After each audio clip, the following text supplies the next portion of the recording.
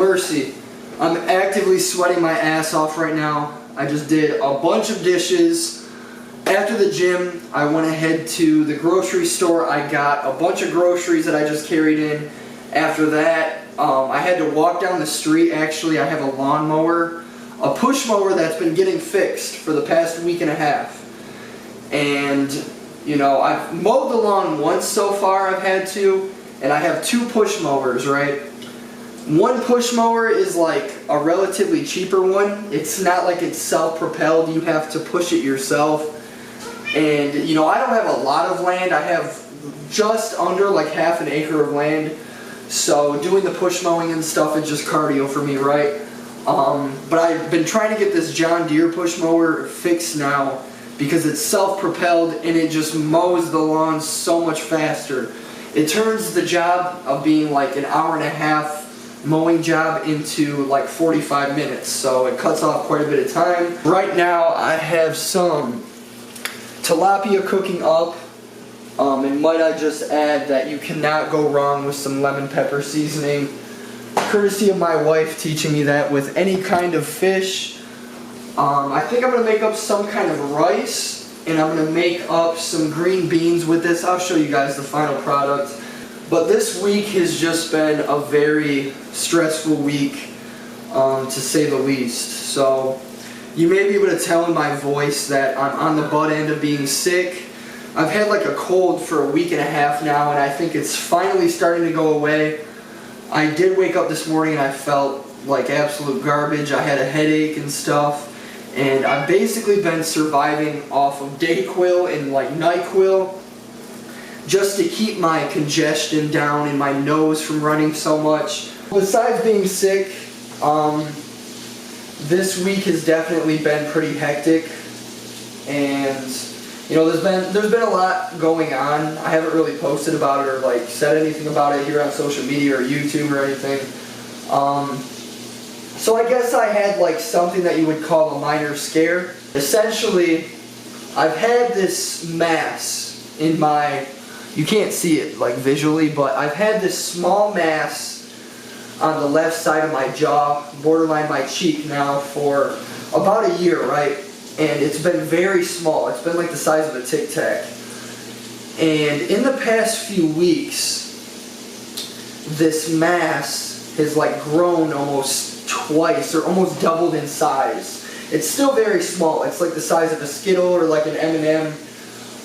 And you know, it was just something that kind of concerned me because I'm very diligent about, you know, checking my lymph nodes, feeling under my armpits, my groin region, here on my face, my neck, under my cheeks and stuff, especially with my past history of having Hodgkin's lymphoma and going through cancer treatments. I'm always very cautious and diligent about checking things like that. Biggest alarm that I've had these past 2 weeks, I've just been having like deja vu symptoms of what I went through like 9 to 10 years ago when I was first diagnosed. So initially when I went through cancer treatments, I had a mass on this side of my neck, and I could grab it kind of like this, but it was much bigger. It was probably the size of a gumball or something like that, and I could grab it, and I had symptoms of being very tired.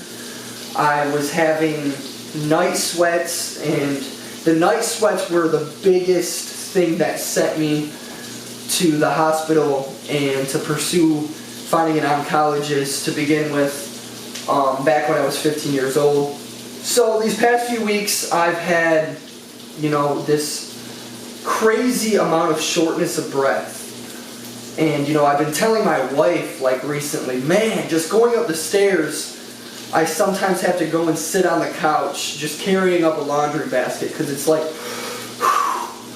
I'm trying to catch my breath, right?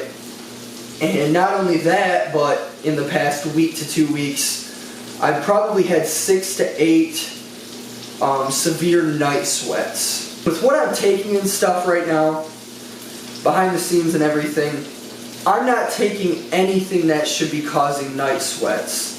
So I wasn't sure if this is a coincidence, if this is something that I really need to be alarmed about. And so when I expressed this to my wife, she was like, you're going to get a new doctor right now, and you need to see your oncologist again. Basically Monday I visited with my new doctor. I expressed everything that I'm doing. I had some lab work done, and then yesterday I visited my oncologist, and initially she wanted to schedule 2 different types of CT scans. She wanted to have a brain scan as well as like a CT scan for this area of my jawline and everything, to see if anything would come up. But after seeing her in person, she was able to feel this mass on my cheek, and based on the size of it, she just was not concerned. She was like, this is nothing to be worried about just yet.